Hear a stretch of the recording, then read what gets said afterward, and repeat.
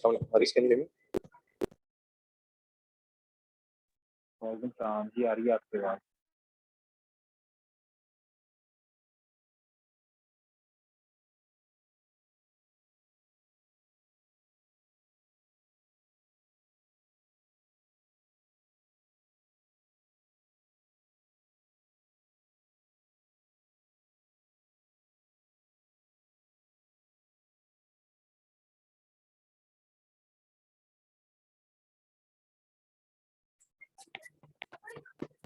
Hello Dr. Haris, can you hear me؟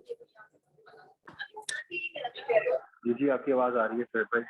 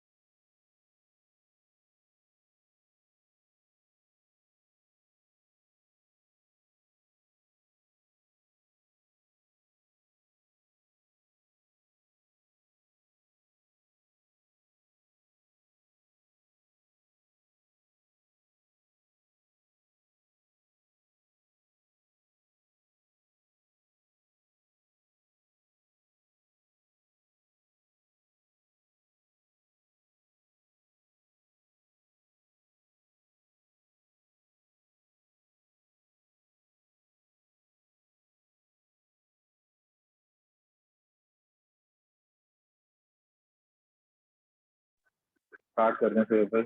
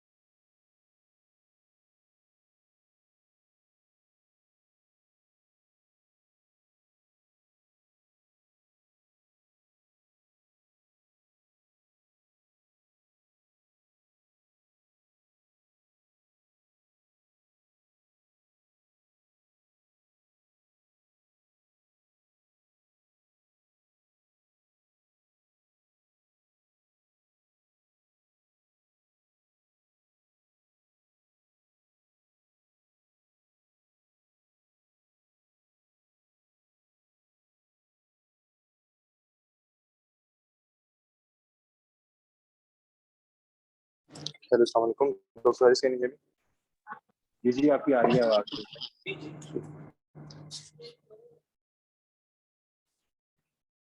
Just a minute, sorry.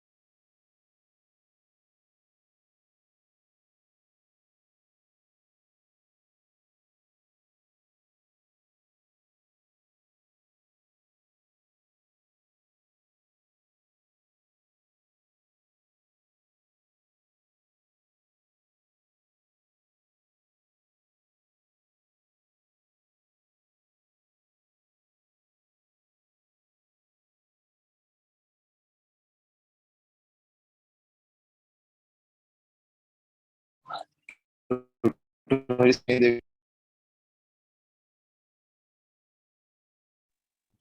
کٹ رہی ہے آپ کی.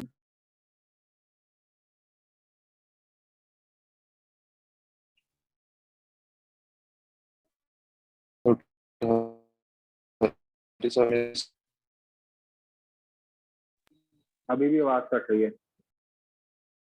اب آواز کچھ بہتر ہوئی ہے. ہاں آپ بہتر ہو.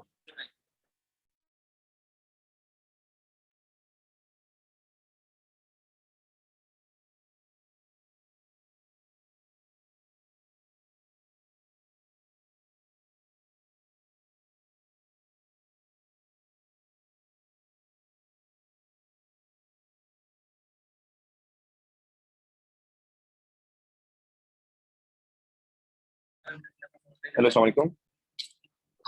حارث میری آواز آ رہی ہے؟ جی جی آواز صحیح آ رہی ہے.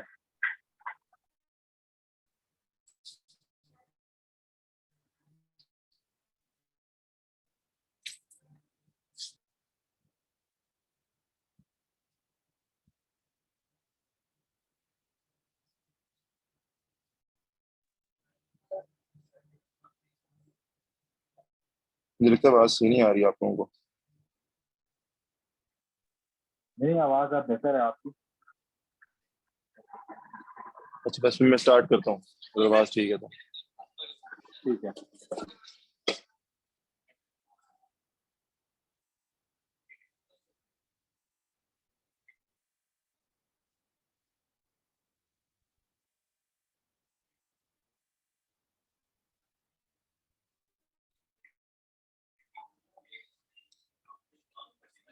صحیح نظر آ رہی ہے آپ لوگوں کو؟ جی جی آ رہی ہے. چلیے اسٹارٹ کرتے ہیں. اعوذ باللہ من الشیطان الرجیم بسم اللہ الرحمن الرحیم. ہم نے نوح کو اس کی قوم کی طرف بھیجا تھا. ہم نے نوح کو اس کی قوم کی طرف بھیجا تھا.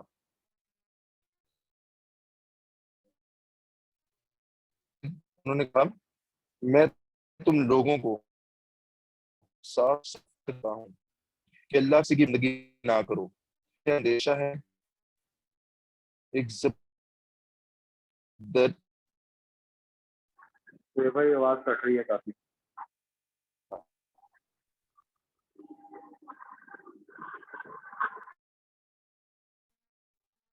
جو سون کے ساتھ تھا.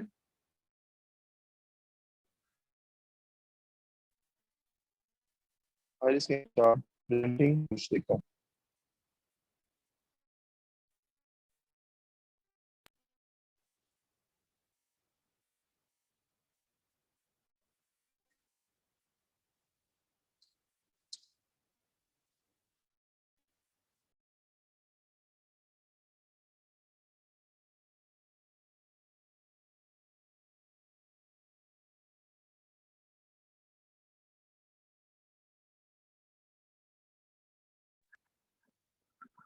اعوذ باللہ من الشیطان الرجیم بسم اللہ الرحمن الرحیم. رب اشرح لی صدری ویسر لی امری واحلل عقدۃ من لسانی یفقهوا قولی. ہم نے نوح کو اس کی قوم کی طرف بھیجا تھا.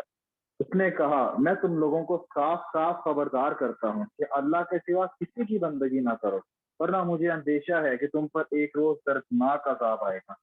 جواب میں اس کی قوم کے سردار جنہوں نے اس کی بات ماننے سے انکار کیا تھا بولے ہماری نظر میں تو تم اس کے سوا کچھ نہیں ہو کہ بس ایک انسان ہو ہم جیسے. اور ہم دیکھ رہے ہیں کہ ہماری قوم میں سے بس ان لوگوں نے جو ہمارے ہاں اراذل تھے. مطلب اراذل مطلب ذلیل لوگ تھے. ذلیل مطلب کمتر لوگ جو تھے.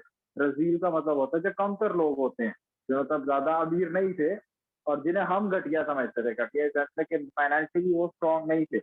اور کہتے ان لوگوں نے اراذل تھے بے سوچے سمجھے تمہاری پیروی اختیار کر لی. اگر وہ تو بیوقوف تھے ان کے پاس تو عقل ہی نہیں تھی. تم نے سوچے بغیر ہی تمہاری پیروی اختیار کر لی اور تو گمراہ ہو گئے ہمارے باپ دادا کا ریلیجن چھوڑ کے. اور ہم کوئی چیز بھی ایسی نہیں پاتے جس میں تم لوگ ہم سے کچھ بڑے ہوئے ہو بلکہ ہم تو تمہیں جھوٹا سمجھتے ہیں. ایک جو ان کا غرور تھا اس بات سے تھا کہ وہ فائنینشلی اسٹیبل تھے. ان کے پاس دنیا کا مال و دولت تھا اور اسی کی نے ان کو کفر میں مبتلا کر دیا. وہ تکبر میں آگے کہ ہمارے پاس تو سارا کچھ اویلیبل ہے اور یہ تو بیچارے یہ تو حقیر لوگ ہیں جو تمہاری پیروی کر رہے ہیں. اگر تم اتنے ہی سچے ہوتے تو یہ سمجھدار لوگوں نے پیروی کیوں نہیں کی؟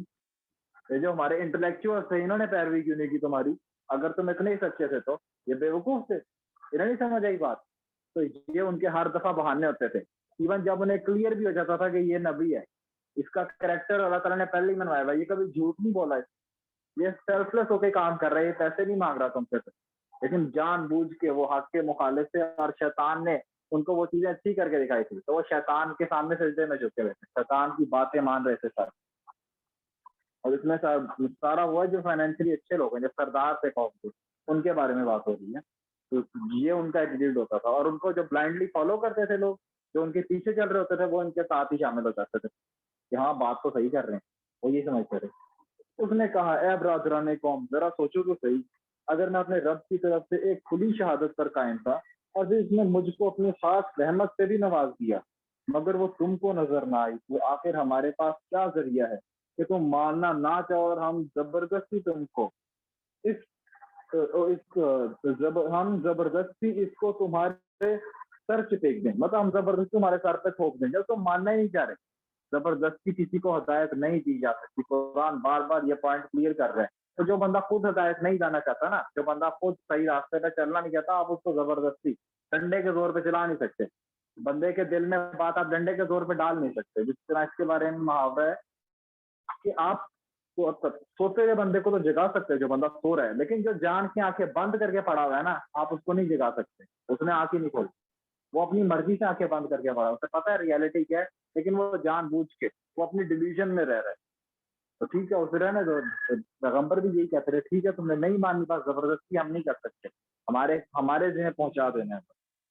اور اے برادران قوم, میں اس کام پر تم سے کوئی مال نہیں مانگتا, میرا اجر تو اللہ کے ذمہ ہے. دیکھیں یہ بات نبی صلی اللہ علیہ وسلم نے بھی پہلے کہی تھی, جو پچھلی سورہ یونس ہم پڑھ چکے ہیں, اس میں بھی پہلے انبیاء یہی بات کرتے ہیں. انبیاء آ کے ہمیشہ یہی کہتے ہیں کہ یار مجھے تم سے کوئی ورڈلی گینز نہیں چاہیے, مجھے نہ تم سے مال چاہیے, نہ عزت چاہیے, نہ سرداری چاہیے.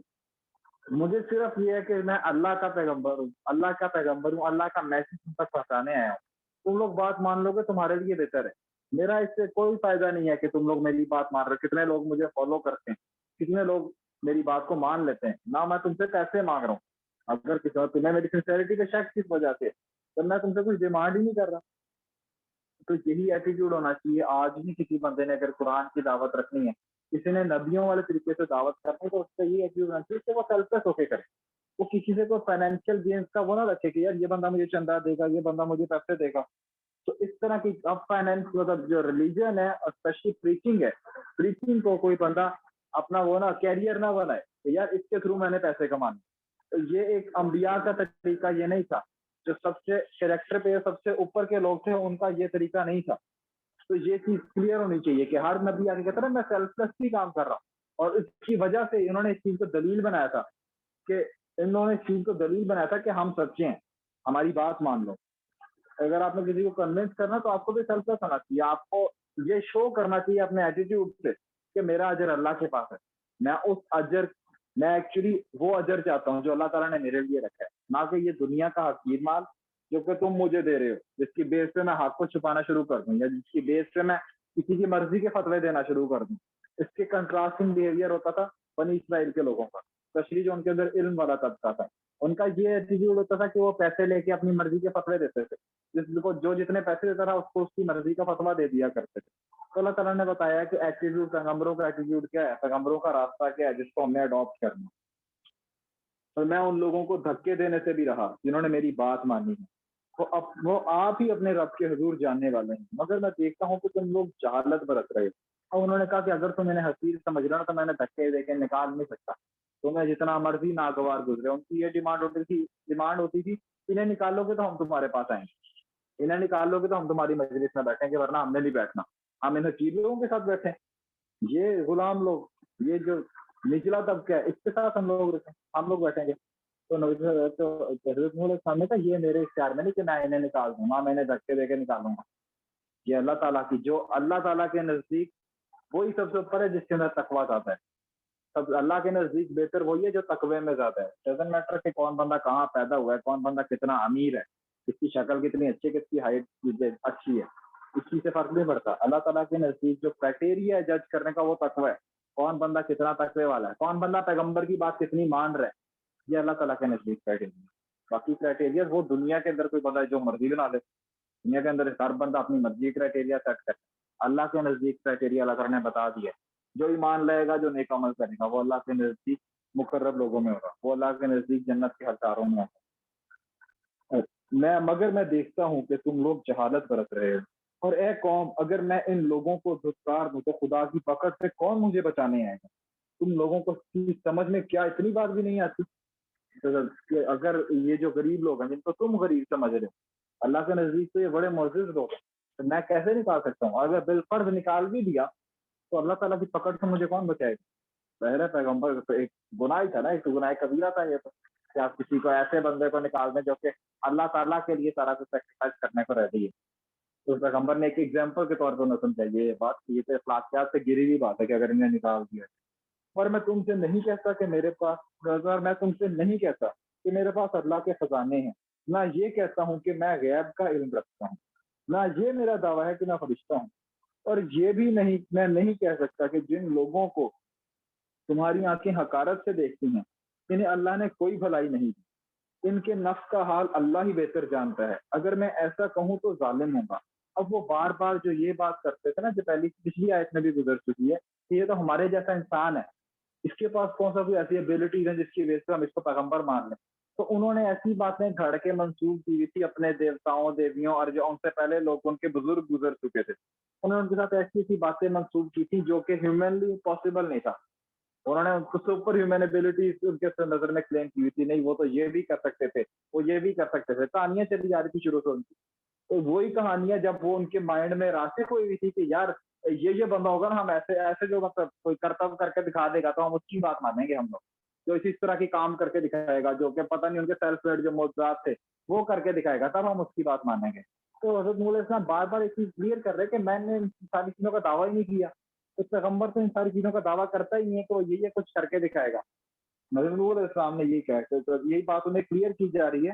انہوں نے کہا یہ بھی میں نہیں کہتا کہ جن لوگوں کو تمہاری آنکھیں حقارت سے دیکھتی ہیں انہیں اللہ نے کوئی بھلائی نہیں دی. انہوں نے کہا کہ جو جنہیں تم حقیر سمجھتے ہو نا، جو تمہیں لگتا ہے کہ ان کے پاس کوئی اچھی چیز موجود نہیں ہے، اتنا پہلی آیت میں انہوں نے کہا ہم ہر چیز میں تم سے بہتر ہیں. اگر تمہیں لگتا ہے کہ ان کے پاس کوئی اچھی چیز نہیں ہے، لیکن جو ان کے پاس جو ہدایت ہے وہ سب سے بڑی جو خزانہ ہے نا اس دنیا کا، وہ ہدایت ہے. سب سے قیمتی چیز جو دنیا کی ہے وہ ہدایت ہے، اور وہ ان کے پاس موجود ہے. دیکھیے یہ سب سے زیادہ امیر انسان ہے اللہ کی نظر میں، سب سے زیادہ دولت مند یہ لوگ ہیں. ان کے نفس کا حال اللہ ہی بہتر جانتا ہے. اگر میں ایسا کہوں تو ظالم ہوں گا. آخر کار ان لوگوں نے کہا کہ اے نوح، تم نے ہم سے جھگڑا کیا اور بہت کر لیا، اب تو بس وہ عذاب لے آؤ جس کی تم ہمیں دھمکی دیتے ہو اگر سچے ہو. تو جب ڈیٹ ہو گئے اینڈ لیول پہ انہوں نے کہا اگر تم سچے ہو نا تو عذاب ہی لو. ہم نے تو نہیں ماننی بات، ہم نے تو اپنے باوجداد کے ریلیجن کو ہی چھوڑنا. تم اگر اپنے آپ کو سچا ثابت کرنے رہتے تو عذاب لے آؤ. حالانکہ عذاب کے بعد تو فائدہ ہی کوئی نہیں ہونا تھا، لیکن جان کے پٹائی میں شیطان نے ان کو یہ ساری چیزیں سمجھائی اور وہ اس کے راستے پہ بغیر سوچے سمجھے چلنا شروع ہو گئی. انہوں نے جواب ڈاکٹر دیا. حارث، جی doctor Haris let me present on this point. چلیں ٹھیک. منٹ میں چلو ٹھیک ہو گیا. نا آپ کو میری اسکرین نظر آ رہی ہے؟ جی آ رہی ہے. ٹھیک ہے، پرفیکٹ. اچھا ایک بات اس میں یہ جو سے نا یہ دیکھیے گا کہ ان لوگوں کو دھتکار دوں تو خدا کی پکڑ مجھے آ پہنچے گی. تم لوگوں کو سمجھ میں کیا اتنی بات بھی نہیں آتی؟ اور میں تم سے نہیں کہتا کہ میرے پاس اللہ کے خزانے ہیں، نہ یہ کہتا ہوں کہ غیب کا علم رکھتا ہوں، اور نہ یہ دعویٰ کرتا ہوں کہ میں فرشتہ ہوں.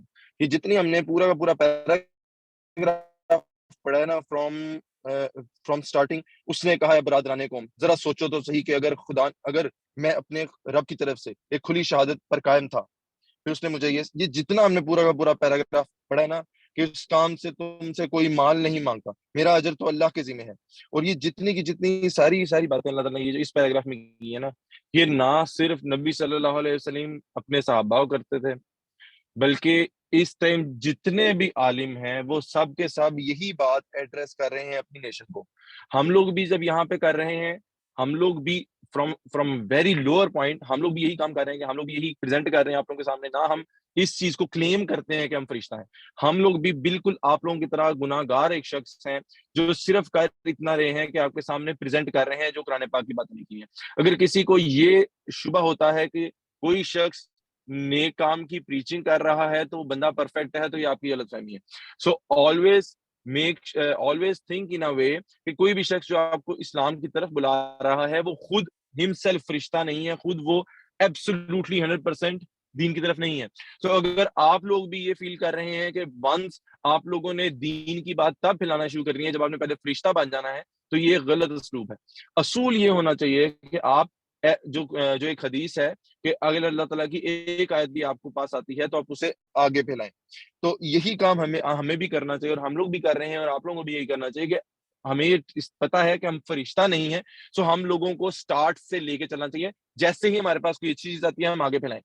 یہ ویٹ نہ کریں کہ جناب جب تک ہمارے میں پرفیکشن نہیں آئے گی تب تک ہم آگے پروسیڈ نہیں کر سکتے. ٹھیک ہے.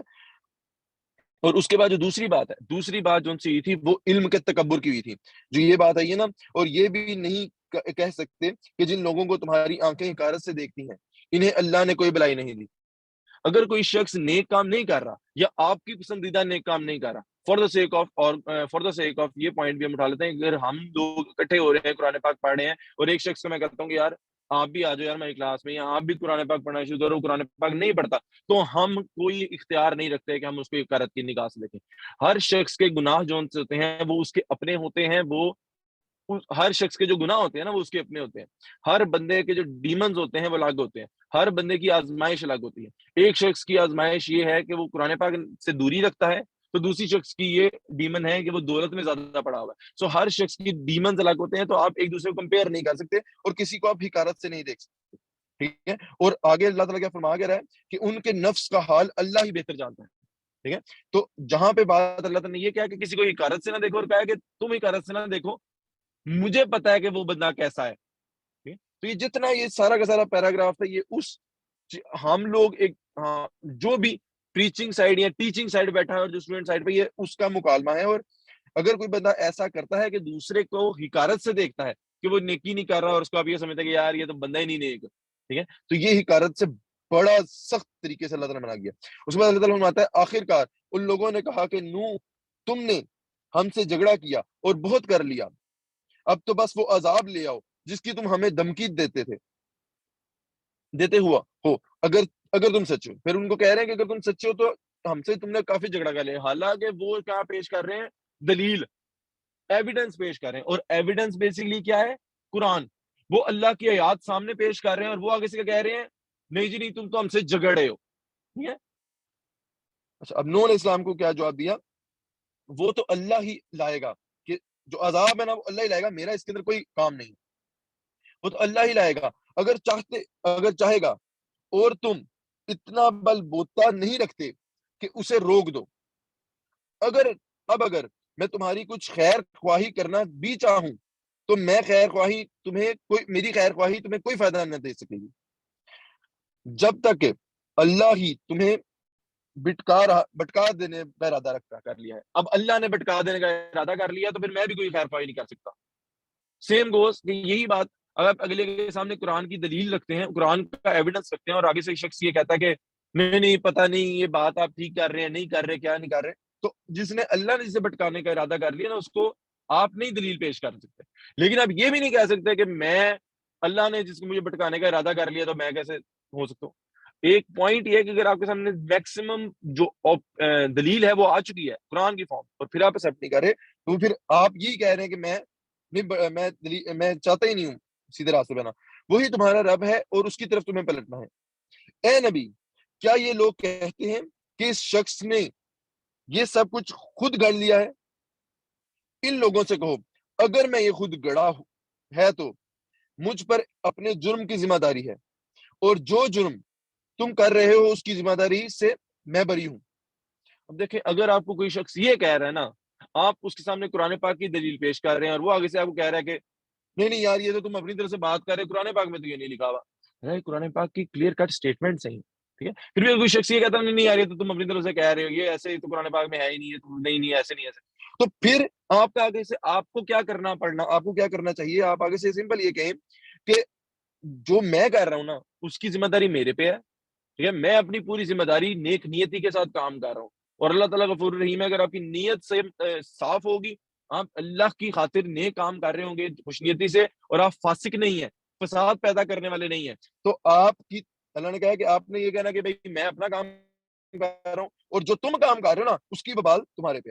نوح پر وہی کی گئی کہ تمہاری قوم میں سے جو لوگ ایمان لا چکے ہیں، بس وہ لا چکے، اب کوئی ماننے والا نہیں ہے، ان کے کرتوتوں پر غم کھانا چھوڑو، اور ہماری نگرانی میں ہماری وحی کے مطابق ایک کشتی بنانی شروع کرو، اور دیکھو جب لوگوں نے ظلم کیا ہے کہ ان کے حق میں مجھ سے کوئی سفارش نہ کرنا، یہ سارے کے سارے اب ڈوبنے والے ہیں۔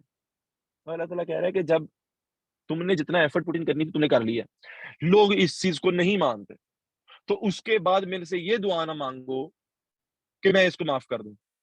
یہی اصول جو سا ہے نبی صلی اللہ علیہ وسلم کے چچا کے بارے میں بھی تھا، جب نبی صلی اللہ علیہ وسلم اپنے چچا کے بارے میں، اور یہی صورتحال جو سی ہے اور بھی بڑے نبی کو کہا جا رہا ہے کہ میرے سے یہ نہ مانگنا کہ بھائی جس کو تم نے اپنی دلیل حجت پیش کر دی، میکسیمم ہم نے قرآن پاک کی طرف لے کے آ سکتے ہیں، قرآن پاک اس کے سامنے ایویڈنس کی طرف رکھ دیا، پھر بھی وہ حق بات تسلیم نہیں کر رہا، تو مجھے آگے پھر یہ نہ کہنا کہ بھائی مجھے اب مزید اس کی سفارش نہ کرنا کہ بھائی میرے حق میں تم سفارش پیش کرو، ٹھیک ہے۔ اچھا، اب نوح کشتی بنا رہا تھا، اس کی قوم کے سرداروں میں سے جو کوئی اس کے پاس سے گزرتا تھا وہ اس کا مذاق اڑاتا تھا۔ اس نے کہا اگر تم ہم پر ہنستے ہو تو ہم بھی تم پر ہنس رہے ہیں، ان قریب تمہیں خود معلوم ہو جائے گا کہ کس پر وہ عذاب آتا ہے جو اسے رسوا کر دے گا، اور کس پر وہ بلا ٹوٹ پڑتی ہے جو ٹلے نہ ٹلے گی۔ اب اللہ تعالیٰ اس میں نوح علیہ السلام کو کہہ رہا ہے کہ لوگ آ کے مذاق اڑاتے تھے، اب یہی ایک صورتحال جو نا ہمارے یہاں پہ بھی چل رہے ہیں، لوگ کہتے ہیں کہ and of times is near, اور اینڈ آف ٹائم میں سورۃ کاف کا بڑا اسپیشلی دجال سے فتنے سے بچنے کے اندر بار بار سورۃ کاف کا بڑا ذکر ہے۔ اگر سورۃ کاف کے اگر ہم تھوڑا سا، ویسے تو ہم جا کے ڈیٹیل میں ادھر بات کریں گے، لیکن سورۃ کاف کا جو مین میسج ہے وائی ہمیں بار بار ایمفسائز کیا جا رہا ہے، تو اس میں جو ایک ہائپوتھسس ہے، you may agree you may disagree, but the point is there is a hypothesis کہ ریزن بینگ کہ سورۃ کہف کو کہا جا رہا ہے کہ وہ دجال کے اگینسٹ ورک کرے گی، از بیکاز کہ وہاں پہ اصحاب کاف نے کیا کیا تھا، وہ ایمان والے لوگ اکٹھے ہوئے تھے اور غار میں چلے گئے تھے، اور غار میں جانے کا مطلب یہ ہے کہ انہوں نے دنیا سے قطع تعلقی کر لی تھی۔ ایمان والے تو جو میسج اس سے آتا ہے وہ یہ آتا ہے کہ you need to surround yourself with the people of ایمان، اور جو دنیا کی دوڑ ہے نا اس سے اپنے آپ کو آئسولیٹ کریں۔ تو دنیا کے مال کے اندر جو دوڑ ہے نا، جو دنیا دار لوگ ہیں جو دنیا کے پیچھے لگے ہوئے ہیں، ان سے آپ نے کنارہ کشی اختیار کر کے جو دین والے جو ایمان والے لوگ ہیں ان کو اس طرح کے لوگ اپنے سراؤنڈ کریں۔ اگزامپل دیتا ہوں، اگر کسی شخص نے کوئی ایگزام پاس کرنا ہے تو وہ کیا کرتا ہے، اس طرح کے ایگزام والے لوگوں جنہوں نے ایگزام دینا ہے اس کے ساتھ لوگوں کے ساتھ ملنا شروع کرتا ہے، ان سے اٹھنا بیٹھنا کرتا ہے۔ کسی بندے نے اسٹیپس کرنا ہے تو وہ اسٹیپس والوں کے ساتھ، اگر اب کسی بندے نے کوئی اور بھی امتحان پاس کرنا ہے اس امتحان کرنے والوں کے ساتھ بیٹھنا شروع کرے گا۔ لیکن جس شخص نے دنیا کی مال میں پڑھنا ہے وہ دنیا کے مال والے لوگوں میں بیٹھنا شروع کرے گا۔ اور اگر آپ اپنی پریکٹیکل لائف میں بھی دیکھیں تو آپ دیکھا ہوگا کہ آپ جب دنیا والے لوگوں کے درمیان بیٹھنا شروع کرتے ہیں تو آپ کو دنیا کی جو محبت ہے وہ آپ کے دل میں ویسے ہی بڑھ جاتی ہے۔ سورۃ کاف کے میسج یہی ہے اور اس کا بھی میسج یہی ہے کہ surround yourself with the people of ایمان، اپنے ارد گرد وہ لوگ رکھیں جو ایمان والے ہیں، جو آپ کو دین کی طرف لے کے آتے ہیں، نہ کہ دنیا کی طرف، ٹھیک ہے۔ اور جو دنیا والے ہیں وہ آپ کا مذاق اڑا رہے ہوتے ہیں کہ یار اس کو تو پتہ ہی نہیں ہے کہ دنیا اس ٹائم کدھر چل رہی ہے، ہم لوگوں نے ایک گاڑی سے بڑی گاڑی دوسری لے لی ہے، ہم نے ایک مکان سے بڑا مکان لے لیا ہے، اور ہنس رہے ہیں کہ یار اس کو تو پتہ ہی نہیں ہے یہ غریبوں والی زندگی گزار رہا ہے۔ تو وہ جو مذاق اڑا رہے ہیں وہ اصل میں ان کو آئیڈیا ہی نہیں ہے، تو وہ آپ پہ مذاق اڑا رہے ہیں اور آپ ان کے مذاق اڑا رہے ہیں کہ یار ان کو آئیڈیا نہیں ہے کہ اصل چیز، اصل کامیابی جو سی ہے وہ تو آخرت کی کامیابی ہے، ٹھیک ہے۔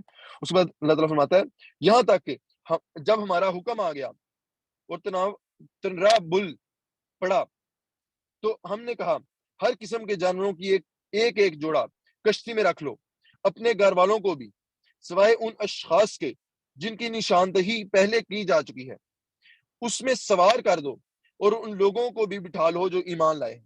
تو اللہ تعالیٰ نے کہا کہ اپنے کشتی ایک جنریٹ کرو، جس طرح ہم نے پہلے بات کی تھی کہ ایک کشتی جنریٹ کرو، آئسولیٹ کرو اپنے آپ کو، اور ایمان والے لوگ اس میں اکٹھے کرو اور ایمان والے لوگوں کو اپنے ساتھ ملاؤ۔ جو ہم بار بار کہتے ہیں کہ اگر کسی شخص کو یہ لگتا ہے کہ وہ اکیلا جنت میں جا سکتا ہے، تو اس طرح نہیں ہے۔ اسلام کا جو اصول ہے وہ یہ ہے کہ آپ ایک جماعت میں، ایک کمیونٹی میں ایک مل جل کے جنت میں جاتے ہیں۔ تو جب اگر آپ خود سمجھے نا کہ یار میں نے آج نماز شروع کرنی ہے، ٹھیک ہے، لیکن آپ نماز کا ساتھ لوگوں کو ملائے نہ کہ یار میرے ساتھ نماز پڑھے، تو ہوتا کیا ہے جو پریکٹیکلی ہم لوگوں نے دیکھا ہے وہ یہ دیکھا ہے کہ آپ اتنا نماز شروع کرتے ہو، آپ پھر بیچ میں چھوڑ دیتے ہو، پھر شروع کرتے ہو، پھر چھوڑ دیتے ہو، پھر شروع کرتے ہو، پھر چھوڑ دیتے ہو۔ اور یہی کام ہوتا ہے نیک اعمال کے اوپر بھی ہوتا ہے، نیک اعمال کرنا شروع کرتے ہو، پھر چھوڑ دیتے ہو، نیک اعمال کرنا شروع کرتے ہو، پھر چھوڑ دیتے ہو۔ لیکن جب آپ لوگوں کو ساتھ لے کے جاتے ہو نا، ایک کمیونٹی بناتے ہو، ایک دوسرے کے ساتھ دوستیاں بناتے ہو کہ یار چلاؤ یار پڑھیں، چلاؤ یار پڑھیں، تو ہوتا کیا کہ جب آپ کے اوپر ڈاؤن فال ہوتا ہے تو آپ کا جو دوست ہے وہ کو موٹیویٹ کر رہا ہے چلاؤ یار نماز پڑھو، ٹھیک ہے۔ تو آپ اپنے ارد گرد جب اس طرح کے دوست اور احباب رکھتے ہو تو ہوتا کیا کہ وہ ایک دوسرے کو موٹیویٹ کرتے ہو اور آگے سے آگے بڑھتے ہو۔ تو ہم لوگ بھی کیا کر رہے ہیں، کشتی بنا رہے ہیں، اپنے ارد گرد ایسا سرکل بنا رہے ہیں جو ہمیں دین کے اوپر چلنے میں آسانی پیدا کر رہا ہے۔ اچھا، اس کے بعد اللہ تعالیٰ فرماتا ہے اور تھوڑے ہی لوگ تھے جو نوح کے ساتھ ایمان لائے۔ جو ہم ہمیشہ سے بات کرتے ہیں کہ تھوڑے کا جو لفظ ہے نا، چند لوگوں کا، یہ تھوڑے کا جو لفظ ہے بار بار اللہ تعالیٰ استعمال کر رہا ہے ان لوگوں پہ جو ایمان لے کے آئے، جو پازیٹیو چیزیں ہیں وہ تھوڑے لوگ کر رہے ہیں اور جو اکثریت ہے وہ خراب کام کر رہی ہے۔ یہی سینیریو ہمارے میں بھی اپلیکیبل ہوتا ہے اور بار بار اللہ تعالیٰ بتا رہا ہے کہ majority, so don't follow the majority, please don't follow the majority as per قرآن، ٹھیک ہے۔ جو لوگ ایمان لائے ان کو فالو کریں۔ نوح نے کہا سوار ہو جاؤ اس میں، اللہ ہی کے نام سے اس کا چلنا ہے اور اس کا ٹھہرنا ہے، میرا رب بڑا غفور رحیم ہے، ٹھیک ہے۔ اور یہی جو عربی میں ہم لوگ استعمال کرتے ہیں بسم اللہ مجرہا و مرساہا ان ربی لغفور رحیم، یہ وہ دعا ہے جو ہم سفر کے لیے دعا بھی پڑھتے ہیں۔ اچھا، اس کے بعد اللہ تعالیٰ فرماتا ہے اور یہ حضرت نوح علیہ السلام نے اپنی کشتی میں بیٹھتے ہوئے کی تھی، ٹھیک ہے۔ کشتی ان لوگوں کے لیے ہے، ان لوگوں کے لیے چلی جا رہی تھی اور ایک ایک موج پہاڑ کی طرف اٹھ رہی تھی۔ نوح کا بیٹا دور فاصلے پر تھا۔ نوح نے پکار کر کہا بیٹا ہمارے ساتھ سوار ہو جاؤ، کافروں کے ساتھ نہ رہو۔ اس نے پلٹ کر جواب دیا میں بھی ایک پہاڑ پر چڑھا جاتا ہوں جو مجھے پانی سے بچا لے گا۔ یہی ہماری سوچ بھی ہے، کسی نہ کسی پوائنٹ پہ اگر ہم سوچیں تو ہماری سوچ بھی یہی ہے کہ اللہ تعالیٰ کا عذاب آتا ہے تو ہم ہیلے بہانے ڈھونڈ لیتے ہیں کہ نہیں یار ہمیں یہ ہو جائے گا، نہیں یار ہمیں کوئی بندہ بچا لے گا، نہیں یار ہم تو امت محمدی ہیں، ہمیں کوئی ایکسیپشن ہے، ہم اللہ تعالیٰ کی فیوریٹ قوم ہے، ہمیں تو اللہ تعالیٰ نہیں کر سکتا، ہمیں نہیں اللہ تعالیٰ، ہم کچھ نہ کچھ کر لیں گے۔ Loopholes, we are always looking for loopholes. لیکن قرآن پاک سیدھی بات کرتا ہے کہ there are no loopholes. You need to come to the right path, which is the path of Quran. And why the path of Quran is the right path? Because it's the word of God. Because it's the word of God and God is right and almighty. اس لیے ہم نے قرآن کو follow کرنا ہے اور کوئی وجہ نہیں ہم نے قرآن کو فالو کرنا ہے۔ قرآن کو ہم اس لیے فالو کریں گے اللہ تعالیٰ کا کلام ہے اور اللہ تعالیٰ جو ان سے ہے وہ بھی انہوں نے ہی at the end of the day انصاف کرنا ہے۔ تو جس کے ہاتھ میں ہے انصاف، جس نے ڈیسائیڈ کرنا ہے، ڈیسائیڈنگ فیکٹر جب وہ اللہ تعالیٰ ہے تو اللہ تعالیٰ کی کیوں نہ سنے، کسی اور بندے کی سننی کیوں ہے، ٹھیک ہے۔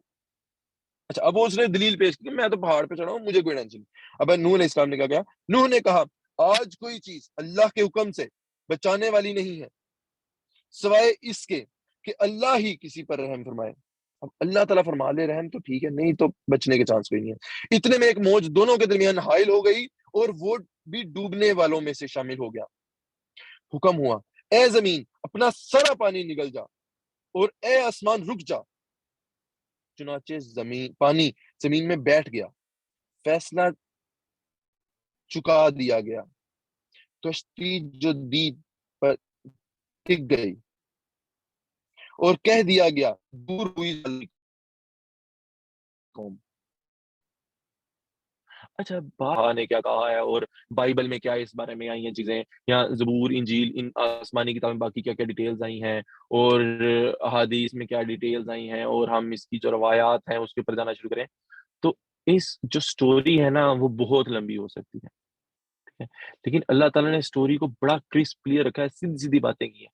کیوں؟ کیونکہ ہمارے لیے جو ضروری ہے نا، جو بیئر منیمم ہے، جو ریکوائرڈ نالج ہے، جو علم ہے اصل، وہ قرآن ہے.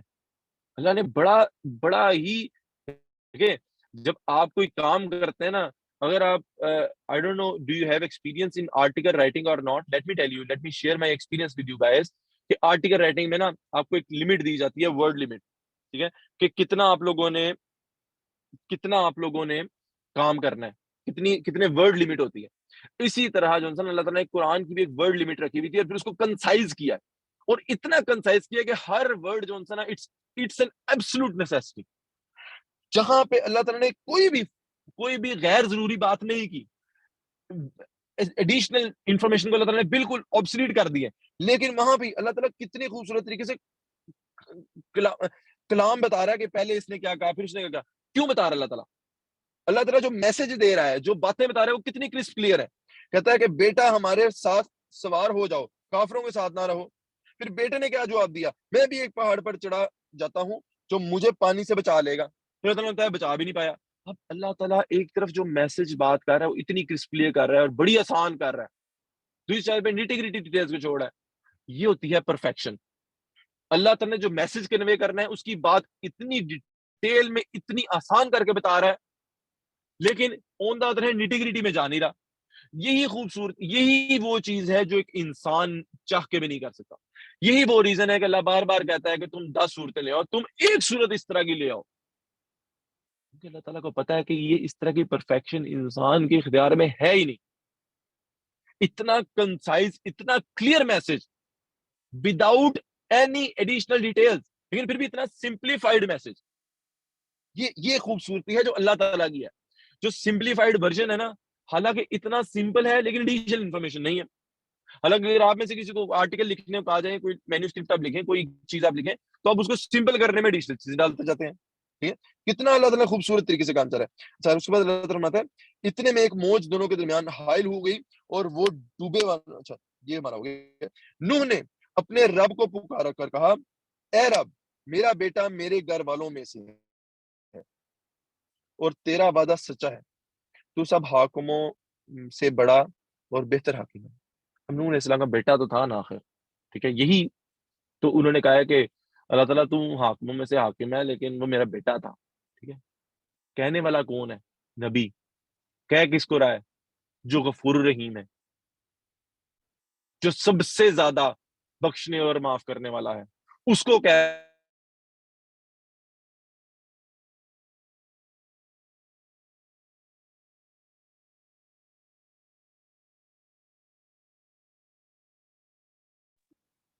آواز نہیں آ رہی شریف بھائی آپ کی.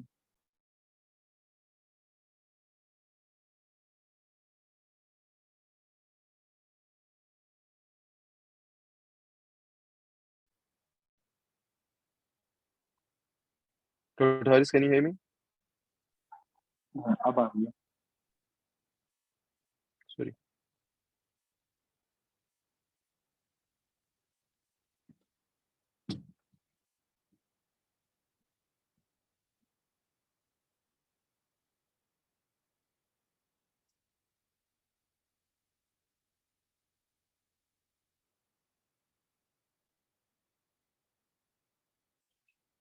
اے رب، میرا بیٹا میرے گھر والوں میں سے ہے اور تمہارا وعدہ سچا ہے، تم حاکموں میں سے حاکم اور بہتر حاکم ہے. جواب میں ارشاد ہوا، اے نو، میں تمہارے گھر والوں میں سے نہیں ہوں. اے نو، وہ تمہارے گھر والوں میں سے نہیں ہے، وہ تو ایک بگڑا ہوا ہے کام ہے. اسکرین نہیں آ رہی.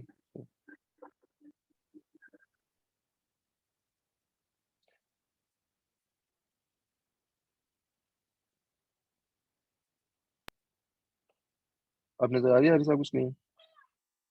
اب آ رہی ہے. اے نو، وہ تمہارے گھر والوں میں سے نہیں ہے، وہ تو ایک بگڑا ہوا کام ہے، لہٰذا تو اس کی بات کی مجھ سے درخواست نہ کر جس کی حقیقت تو نہیں جانتا. میں تجھے نصیحت کرتا ہوں کہ اپنے آپ کو جاہلوں کی طرح نہ بنا لے. اللہ تعالیٰ فرما رہا ہے کہ بے شک وہ تمہارا بیٹا ہے، لیکن اس کی درخواست میرے تک نہ کرو. ٹھیک ہے. نوح نے فوراً عرض کیا، اے میرے رب، میں تیری پناہ مانگتا ہوں اس سے جو چیز تجھ سے مانگوں جس کا مجھے علم نہیں. اگر تو نے مجھے معاف نہ کیا اور رحم نہ فرمایا تو میں برباد ہو جاؤں گا. اللہ کہہ رہا ہے کہ اگر انہوں نے اسلام کہہ رہے ہیں کہ اللہ تعالیٰ you knows better, you know how to plan better. حکم ہوا اے نو تیرا اتر جا, ہماری طرف سے سلامتی اور برکتیں ہیں تجھ پر اور ان گروہوں پر جو تیرے ساتھ ہیں, اور کچھ گروہ ایسے بھی ہیں جن کو کچھ مدت سامان زندگی بخش گئے, پھر انہیں ہماری طرف سے دردناک عذاب پہنچے گا. میں کہہ کہ تم میں ہی ایسے لوگ ہیں جو سیو ہو گئے ہیں, لیکن اگر وہ راہ راست پہ نہیں آئیں گے تو ان کے اوپر بھی دردناک عذاب آئے گا. ایسے نہیں ہے کہ کلین چٹ مل گئی ہے کسی کو بھی.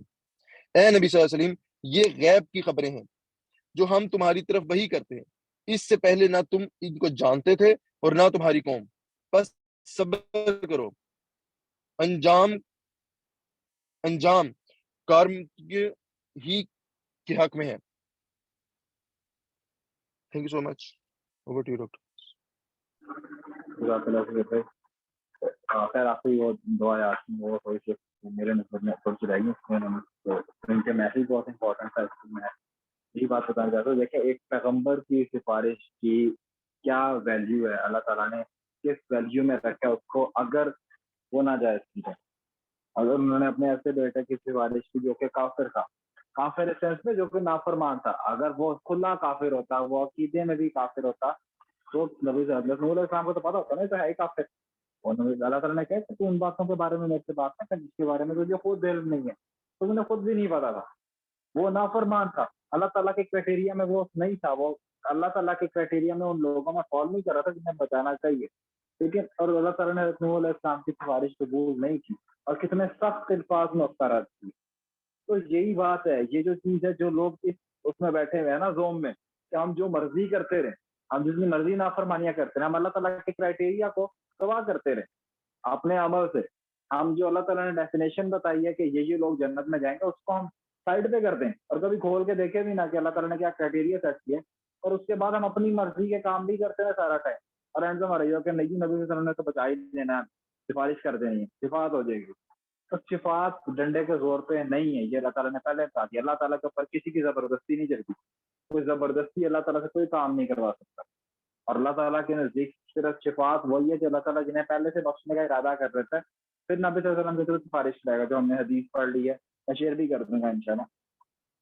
تو قرآن اس لیے تو بار بار جھنجھوڑتا ہے بندے کو, قرآن بار بار ایک بندے کو کہتا ہے کہ ریئلٹی وہ نہیں ہے جو تم نے بنائی ہوئی ہے, ریئلٹی میں وہ کرائٹیریا نہیں جو تم نے سیٹ کیا ہوا ہے, کرائٹیریا وہ جو اللہ تعالیٰ نے سیٹ کیا, طریقہ وہ ہے جو اللہ تعالیٰ نے بتایا, اور آخرت کی نجات اس چیز پہ ڈیپینڈنٹ ہے جو اللہ تعالیٰ نے بتائی. تاکہ لوگوں کے سیلف میڈ عقیدے جو ہیں, جو لوگوں نے گھڑی ہوئی ہیں باتیں اپنی مرضی کی, جو اپنی خواہشات گھڑی ہوئی, ان کو قرآن نلیفائی کرتا ہے. قرآن بتاتا ہے کہ نہیں جی یہ بات ہوگی, اللہ تعالیٰ کا کلام یہ, اللہ تعالیٰ کا کرائٹیریا یہ ہے. تبھی تو وہ لوگ کہتے تھے کوئی اور کتاب لے آؤ جو ہماری مرضی بھی چلے. ہم سورہ یونس میں پڑھ کے ہیں, وہ کہتے ہیں کوئی اور کتاب لے آؤ پھر ہم مان لیں گے بات. اگر نہیں, کتاب نہیں چینج ہوتی, کرائٹیریا نہیں چینج ہوگا, عقیدے اپنے آپ کو اس کے مطابق کرنا ہے, نہ کہ قرآن کو اپنے مطابق کرنا ہے. تو یہ چیزیں ہیں, بس میں یہی ایڈ کرنا چاہ رہا تھا. کافی ماشاء اللہ سے ایکسپلین ہو گیا. تو اگر کسی نے کچھ ایڈ نہیں کرنا تو کنکلوڈ کرتا ہوں پھر آج کے لیکچر کو. اللہ تعالیٰ سے دعا ہے کہ جو ہم نے پڑھا اللہ تعالیٰ نے اس پر عمل کرنے کی توفیق ہے, اور ہمیں ان لوگوں میں شامل کرے جو کہ جنہوں نے پیغمبروں کی بات مانی, نہ کہ ان لوگوں میں جن لوگوں نے کفر کیا جو ہسٹری میں نیگیٹو سائڈ پہ لکھے جاتے ہیں. سبحانک اللہم و بحمدک, اشہد ان لا الہ الا انت, استغفرک و اتوب الیک.